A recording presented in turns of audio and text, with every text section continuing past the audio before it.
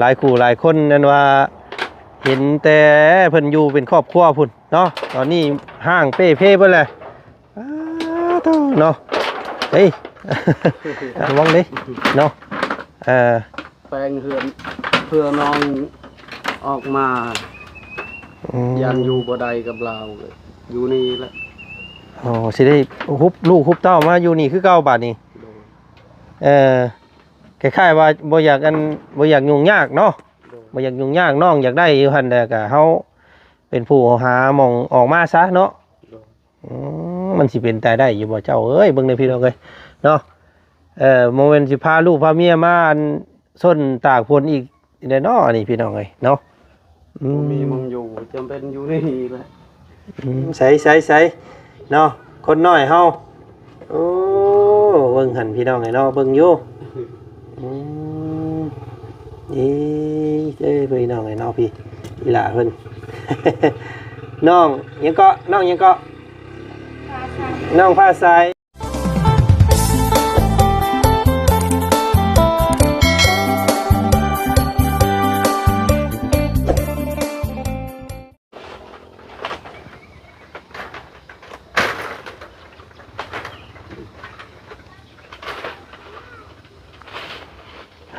เนาะพี่น้องเนาะ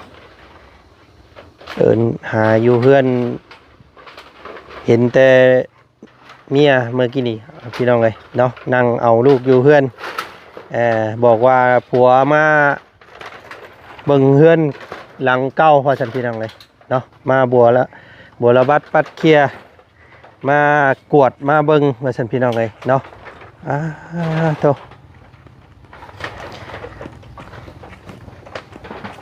บรรยากาศตอนห่อนๆยามเที่ยงๆซ้ำพี่น้องเลยแดดแห้งแดดจ้าเนาะว่าจันตัดภาพบรรยากาศมาพี่เด้อมื้อนี้พี่น้องเลยเนาะอยู่บ้านสะทึมพี่น้องเลยเนาะบ้านสะทึมบ้านของน้องตะโลพี่น้องเลยเนาะแล้วก็บ้านของน้องกระบาลเนาะน้องซาร่าพี่น้องเลยน้องผ้าใสว่าซั่นซะเนาะทางบ่ชันตั้งชื่อให้เพิ่นก็มาแล้วก็พบพ่อกับน้องเบาตะโลเพิ่นพี่น้องกำลังกันมาทำความสะอาดเฮือนดังเก่าอยู่บ่อันนี้พี่น้องเนาะมันเป็นยังไงพี่น้องเนาะชื่อจำบ้านหลังนี้ได้อยู่บ่เนาะหลายคู่หลายคนนั่นว่าเห็นแต่เพิ่นอยู่เป็นครอบครัวพุ่นเนาะตอนนี้ห้างเป้เพ่เพิ่นแหละเนาะเฮ้ย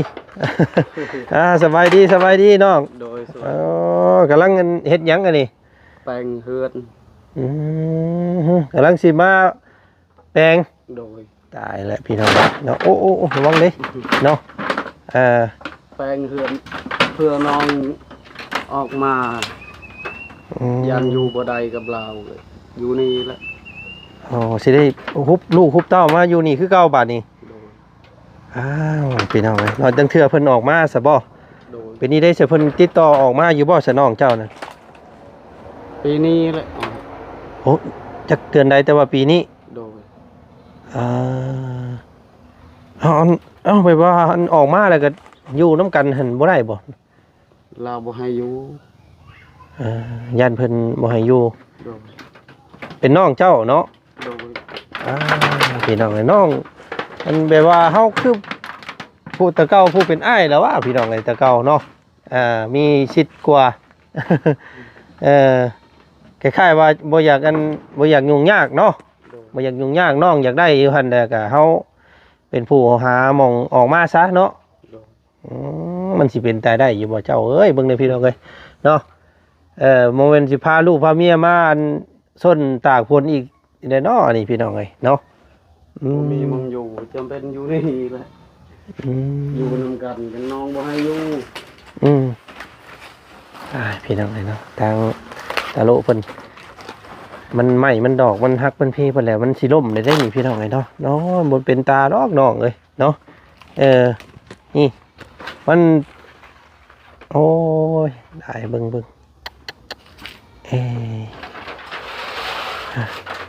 เพราะว่ายันได้วันดีขึ้นดีบวบลงหันแล้วอันนี้พี่น้องเลยเนาะโอ้ เนาะพี่น้องเนาะเปิดภาพมามื้อนี้กับพบพ่อกันอยู่ที่บ้านน้องตะโลเบาตะโลเพิ่นพี่น้องเลยเนาะเพิ่นกำลังเงินสิซ่อมแซมบ้านว่าซั่นมาเบิ่งก่อนว่าซั่นพี่น้องเลยเนาะมาเก็บมากวาดเบิ่งมันสิเป็นไตซ่อมได้อยู่บ่ว่าซั่นเนาะโตผมอันเครือต้นมาขึ้นเบิ่ล่ะพี่น้องเลยเนาะเต็มอยู่ได้พี่น้องเลยกำลังแล้วเราเนาะคำว่าสมมติว่าน้องออกมาย่านน้องอยู่หันแต่ย่านอยู่น้ำกันบ่ได้ว่าสันเนาะดินดอนนี่แม่นเบิดเนาะน้องเนาะอันแถวนี้เนาะแม่นของเจ้าเบิดเนาะพุ่นละยาวลงหอดทางพุ่นละพี่น้องเลยอันนั้นก็เป็นบ้านหลังหนึ่งของน้องเพิ่นน้องบ่คืออ้ายเจ้าอ่ะนะน้องคือกันพี่น้องเลยเนาะอันนี้เพิ่นขุดเอียงอันน้ำสร้างบ่หรือว่าขุดว่าจะเฮ็ดมองเว็ดว่าจะเฮ็ดมองทายได้แต่ซ้ำนั้นพี่น้องเลยเนาะช่วยเหลือต้องให้ครบอันเดียวเพิ่นเอาให้อยู่บ่อันนั้นมันน่ะบ่ได้ให้ครับบ่ได้ขุดไว้ซื่อๆบ่เอาให้กันซ้ำบาทนี่แย่กันพี่น้องเลยเนาะหาแนวคอยมั่งเบิ้งสันพี่น้องเลยเนาะมันสิซ่อมได้อยู่บ่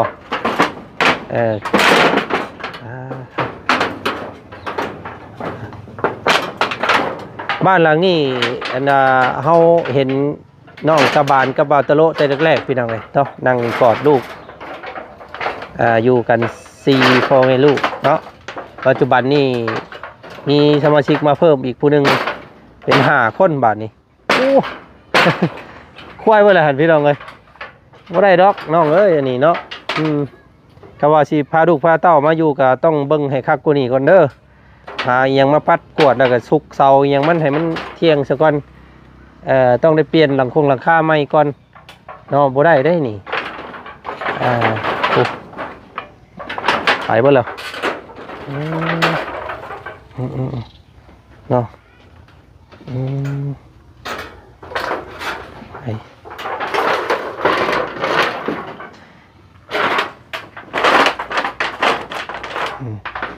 อันลงมาพี่ก่อนน้องปะน้องลงมาหาทางบ่าวจันก่อนพี่น้องไงเนาะมาล้มกันก่อนเนาะเดี๋ยวจังค่อยเฮ็ดไปเนาะจังเอาผ้าเอามีดมาอันถากมาทางเนาะมาปัดมาเขี่ยจูดให้มันสะอาดกว่านี้ก่อนเด้อคำสิพาเพิ่นผู้ใดอันมาก็เด้อเนาะแต่ว่ายังบ่ได้มาเดี๋ยวนี้แล้วว่าเนาะเตรียมไว้ซื่อๆเพื่อสมมติว่าวันดีขึ้นดีน้องออกมาสิเนาะเตรียมไว้เวลามันออกมาก็พาลูกเมียมาอยู่นี่เป็นอยู่ร่วมกันนี่บ่ได้เนาะโอ้ไปดังให้กระโตใหญ่ดีบ่อันน้องเจ้าใหญ่กว่าเจ้าบ่โอ้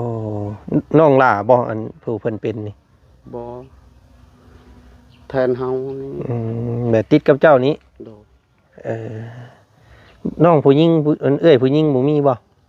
มีแต่ผู้ชายจักคนไอ้น้องเจ้า4ผู้ชายไปเลยเจ้าพี่น้องเลยเนาะเจ้าเป็นไอ้กกบ่แล้วก็ห้องมาน้องผู้เพิ่นเข้าคุกนี้เนาะแล้วก็ห้องมาอีกผู้นี้บ่ได้อีกลูกหลานเจ้าได้อันน้องหลาเด้น้องลาไปทำงานเฮ็ดน้ำเอาอยู่โรงงานน้ำโอ้พี่น้องเลยได้ลูกได้เมียแล้วบ่เรากะยังน้องหลานนี่ยังบ่ทันได้พี่น้องเลยเนาะนี่ดิลูกสาวเพิ่นพี่น้องเลยน้องซาร่าบ่น้องยังน้องมีนานี่มีเพื่อนอยู่พี่น้องเลยเนาะอันนี้จะเป็นดินเป็นดอนที่พ่อแม่เพิ่นทิ่มไว้ให้เนาะเป็นโศกเป็นเฮียวพี่น้องเลยแต่ว่ากะงามอยู่เฉพาะมุงของเจ้านี้เนาะบ่งเฮือนนี้พี่น้องอันนั้นเป็นน้องเพิ่นเอาเมียมาอยู่หันเนาะเป็นครอบครัวหนึ่งทางนั้นก็เมนเบิดเลยพี่น้องคำว่าถมงามๆนี่ก็คักคือกันเนาะถมให้มันเพียงพุ่นเลยก็ไล่คือกันแต่ว่าโอ้ยเว้าเรื่องงบประมาณอันนั้นหลายพี่น้องเลยเนาะพอสิเพียงพุ่น อืมอืมกับมีหลายคู่หลายคนอยู่เนาะเวลาอ้ายเขามาหาเจ้าสิเนาะแล้วเพิ่นตั้งคำถามมาว่าสมมุติเนาะสมมุติว่าเพิ่นอยากซ่อมแซมบ้านให้มันดีมันงามกว่านี้นะน้องเนาะเพิ่นย่านว่าป้าลุงหลายคนน่ะย่านว่าน้องเจ้าผู้ที่เพิ่นอยู่ในคุกน่ะเนาะสมมุติว่าเราออกมาสิเนาะและเราแบบเกิดมีอาการแบบเก่าสิเนาะและเพิ่นย่านมาเพิ่นวันดีขึ้นดีแล้วพิษกันแล้วสิย่านมาทุบมาหม่างทิ่มนะเฮือนเพิ่นอันเฮ็ดให้นะเนาะตัวนี้น้องคิดว่าได้ใดน้องคิดว่าเพิ่นสิบ่เฮ็ดบ่หรือว่าได้ใดเนาะสมมุติว่าเพิ่นเราบ่เฮ็ดแล้วเพราะว่าเราติดคุกก็เฮาบ่เคยพยายามจักเทื่อบ่มีเงินเราบอกให้ลงไปจอบก็บ่มีเงินบ่มีเงินลงไปเยี่ยมเพิ่นจักเทื่อซ้ำเพิ่นสิบ่เครียดบ่ทางเจ้าบ่เนาะเพราะว่าเจ้าบ่ได้ไปเยี่ยมไปหยังเพิ่นเวลาเพิ่นอยู่คุกอยู่ค้างบ่ได้ไปนี่ไปยื่นข้าวน้ำให้เพิ่นออกมาจักว่าให้กว่าเก่าบ่จักบ่เลยคันว่ามันก็ยานคือกันแหละบ่ว่าเฮาบ่ได้ไปจอบก็ยังอยากหายอีกยังอยากติดคือเก่าเอาว่ามันเปลี่ยนถ้าบ่เปลี่ยนก็มอบให้ทางกฎหมายเพิ่นคือเก่าหั่นแหละเนาะได้เลยใส่พี่น้องไว้เนาะนี่แหละป้าลุงเพิ่นจังว่าบ่กล้าซ่อมแซมบ้านเฮือนชานหยังให้นะพี่น้องไว้เพราะว่าเพิ่นก็ย่านคำนึงถึงแบบซี่แหละพี่น้องเอ้ยเนาะจักสิเฮ็ดจังใดจักสิหาทางวิธีช่วยเจ้าได้ใดเนาะมื้อนี้ก็ได้พี่น้องเอ้ยมื้อนี้ทางว่าจันก็เข้ามาเยี่ยมมายามเบิ่งเนาะมาแล้วเห็นแต่เมียอยู่เฮือนเมื่อกี้นี่แบบว่ามันออกมาก็ถามมันก่อนแล้วถามก็เฮาเบิ่งลักษณะมันเป็นนี่ได้เนาะสิเป็นดีหรือบ่ดีเปลี่ยนแปลงก็เฮาเบิ่งลักษณะมันเฮาเห็นว่ามันดีหรือก็ให้มันออกเพิ่นบ่มันเว้าแต่มันดีเฮาเบิ่งมันตั้งสติบ่ได้คือเก่าก็ให้มันอยู่หั่นเนาะบ่ได้ไปทางไหนมื้อนี้เนาะเจ้ามื้อนี้เมื่อเฮ็ดงานมาแต่เฮ็ดเวียกเฮ็ดเวียกหยังมื้อเฮ็ดเวียกหยังตะเก่าปลูกลูกกล้วยให้เขาโอ้ปลูกต้นกล้วยได้มื้อเท่าใดเพิ่นให้เราจ้างทั้งหมด400,000 400,000แบบว่ากว้างบ่หลายบ่400เฮกตาร์400ต้น400ต้นโทษพี่น้องเอ้ย400ต้นเท่าไหร่นะได้เงินเท่าไหร่400ต้น400,000ต้นละ1,000เนาะแม่นบ่พี่น้องเอ้ย400ต้น400,000ต้นละ1,000กีบเนาะโทษโมเมนต์ได้ต้นละ1,000กับโมเมนต์ครับเนาะต้นเท่าไรต้น500ใช่ไหมจักพี่น้องไงเนาะแต่ต้นละ1,400ยังกับ4 ล้านไปเลยเนาะเห็นบ่อันนี้บ่ถือต้นต้นละ1,000ใช่ไหมเด้พี่น้องไงเนาะแต่ก็เฮ็ดไปน้องๆเนาะป้าสภาพมาเบิ่งเฮือนซ่านอีกแน่พี่น้องไงเนาะพอดีทางบ่จันมีแม่เนาะมีแม่ใจดีพ่อใจดีเพิ่นเนาะจากฝั่งไทยเพิ่นให้มาเยี่ยมยามพี่น้องเลยเนาะให้มาเยี่ยมยามแล้วก็ให้มาเบิ่งว่าขาดเดืออย่างแน่พี่น้องเนาะก็ลองเบิ่งว่าซั่นซะพี่น้องเลย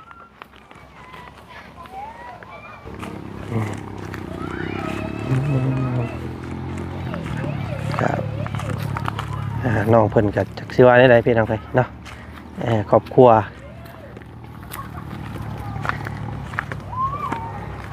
เป็นตายตัวอยู่พี่น้องเลยเนาะครอบครัวนี้สำหรับครอบครัวนี้ก็เบิ่งกันยาวนานเติบอยู่เนาะเป็นปีๆได้แหละที่ว่าเฮาฮู้จักกันมาว่าซั่นซะเนาะก็ช่วยเหลือเขานำซ้ำปลาโดยตลอดพี่น้องเลยเนาะล่าสุดนี่ก็เพิ่นคลอดลูกใหม่เนาะน้องผ้าใสพี่น้องเลยชื่อเพิ่นเป็นผู้หญิงเบิดเลยเนาะเท่า ผ่านแล้วสูงเลย ผมเอาลงช่องโลตัวจะบ้าเอาโลเสื้อเนาะ เนาะพี่น้องเนาะกะตัดภาพขึ้นมาทางบ้านเฮือนชานของน้องเพิ่นก่อนบ้านนี้พี่น้องเนาะอันนี้ก็สิเป็นเรือนกกเฮือนเข้าเด้อพี่น้องเนาะเรือนกกเฮือนเข้าของทางพ่อกับแม่แต่ว่าอ้ายตะโลเพิ่นนี่พี่น้องนะน้องตะโลเพิ่นนี่เป็นอ้ายกกแต่ว่าน่าจะบ่แพ้น้องพี่น้องเอ้ยเนาะถ้าสมมุติว่าน้องออกมาจากคุกจากข้างนี่กับบ้านหลังนี้น้องเพิ่นว่าจะต้องได้ให้ทางผู้เป็นน้องอยู่เนาะบ่อยากญาติบ่อยากชิงกันเพราะสันซาพี่น้องเอ้ยเนาะน้องเพิ่นว่าสิไปอยู่หม่องเก่าพี่น้องเอ้ยเนาะเพิ่นไปซ่อมแซมเพิ่นไปเคาะเบิ่งไม้เบิ่งตอกแล้วเมื่อกี้นี้ว่าซั่นซะเนาะอันนี้บ่มีหยังเลยได้พี่น้องเอ้ยเนาะมุงล้างถ้วยล้างจานน้องเพิ่นก็บ่มีเนาะบ่มีที่เก็บให้เก็บน้ำว่าซั่นซะเนาะเนาะใส่เบิ่งมาเบิ่งอยู่ถึงเฮือนเพิ่นก่อนบาดนี้พี่น้องเอ้ยเป็นเติดคือเก่าเนาะห้อยคือมีอันจุไผเนาะมื้อนี้พี่น้องเพิ่นเฮ็ดกินหยังเด้อันนี้เนาะมีปลาเพิ่นเฮ็ดกินปลามื้อนี้เนาะนี่พี่น้องไอ้น้องมงเฮ็ดอยู่เฮ็ดกินก็อยู่เสมอกันครับเพื่อนเนาะเพราะว่าเพื่อนแบบคล้ายๆคือโรงเรียนเนาะเพื่อนเราเนาะ คล้ายๆโรงเรียนเก่าพี่น้องไอ้ฮ้อนช่ำเนาะ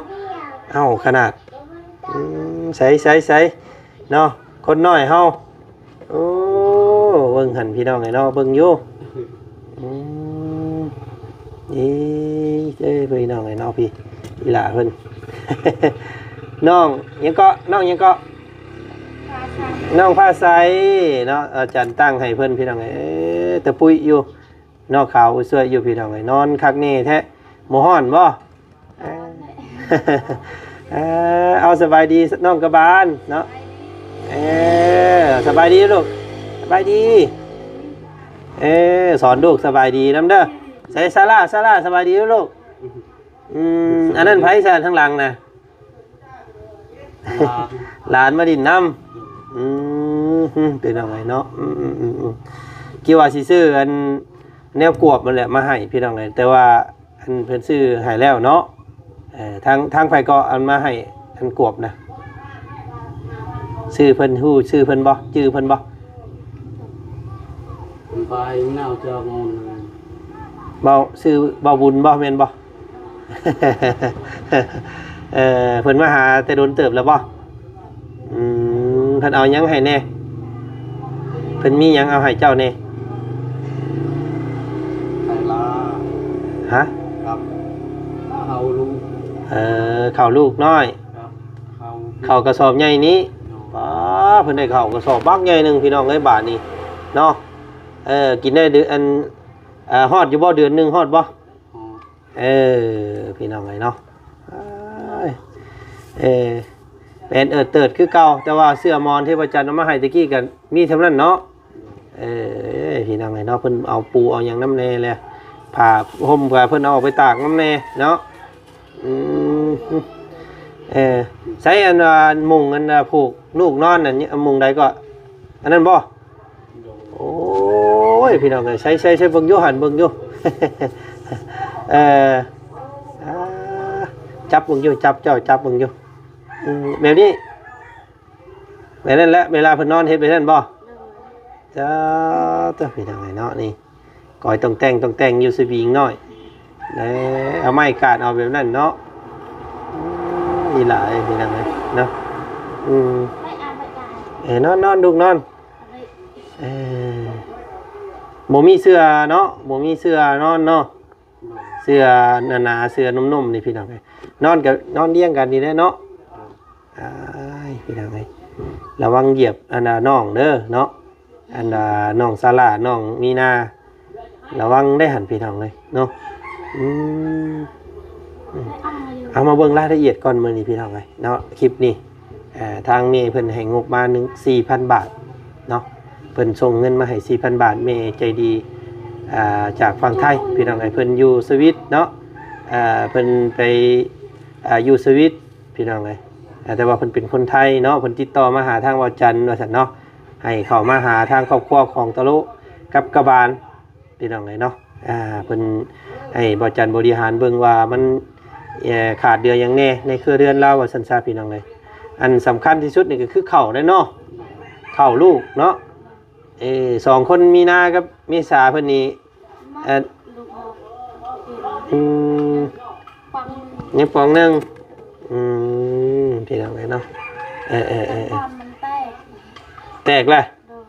อ้าย ใส่แห้ง โอ้เฮาต้มน้ำมัน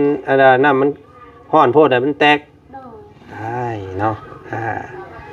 กลัวสิต้มน้ำร้อนได้อีกซั่นเนาะ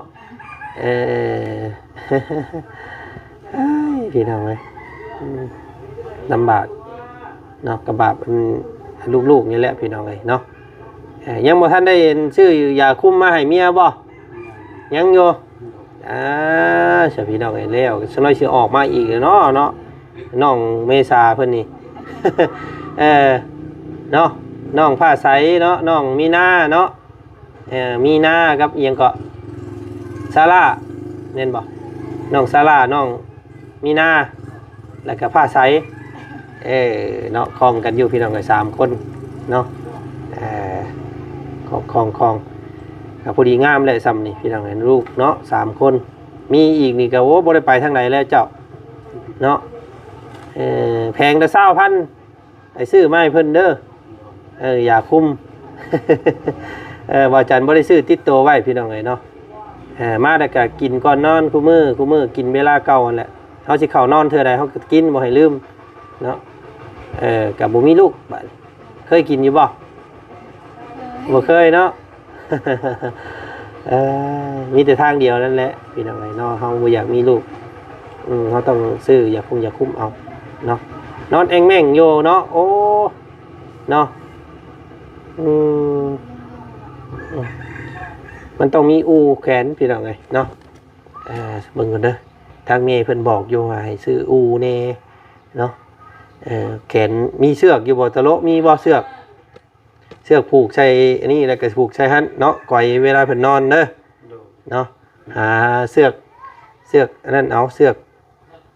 เนาะเสือกกันข้าวเสือกอันนี้เฮานี่บ่มีบ่พี่น้องเอ้ยเนาะบ่จันบ่ได้ซื้อมานำซ้ำพี่น้องเอ้ยเนาะ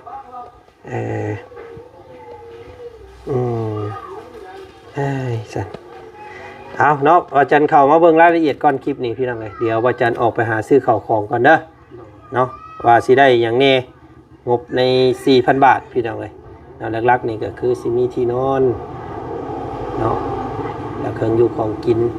เสื้อผ้าเด็กน้อยนี่แหละพี่น้องเอ้ยเนาะเก่าแก่เบิดเลยแล้วก็กระติกน้ำร้อนเนาะกลางคืนมาบ่มีไฟเนาะโอ้มืดพี่น้องเอ้ยต้องได้ซื้อไฟโซลาร์เซลล์มานำแน่อันนี้เนาะมึงก่อนลูกน้อยไม่ให้จะถ่ายเป็นยากถ่ายกลางค่ำกลางคืนสิบ่ต้องเอาน้ำให้เพิ่นกินหลายๆเด้อคืนนี้ก็ไม่งอกตอดเมียไม่งอดตอดพี่น้องเลย มันขึ้นมาแล้วไม่งอดเนาะยามผ้ายามฝนตกมือวานก่อนนั่นพี่น้องเลยไม่งอดขึ้นเฮือนได้ระวังเด้อเนาะงูเคยมีบ่งูขึ้นมางูมูนี่เนาะแถวนี้เนาะมีแต่ไม่งอดขี้เข็บนั่นแหละ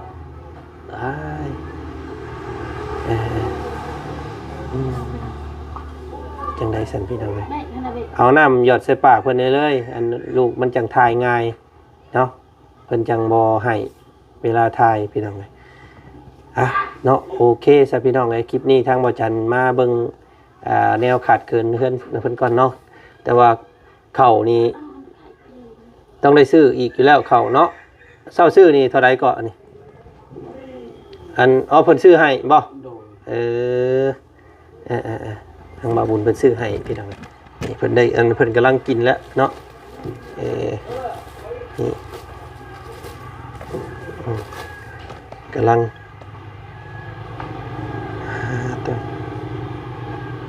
ศาสตร์ก็มีอันลำพื้นกลางค่ำกลางคืนมืดมัวพี่น้องนะเดี๋ยวว่าฉัน ไปซื้อข้าวของก่อนเดี๋ยวกลับมาอีกคลิปหน้าเด้อเนาะอยู่นี่ท่าเด้อท่าเบรกเข้าเบรกของน้ำกันเนาะเอาไปก่อนคลิปนี้ไปซื้อแนวอันดาเมเพิ่นบอกให้มันครบก่อนเด้อเนาะเอาสบายดีเนาะเจอกันอีกคลิปหน้าเด้อเนาะ ไปพี่น้องเลยเนาะเสียงมันเริ่มตื้มต่ำอยู่ทางนึงเบิ่งก่อนเนาะ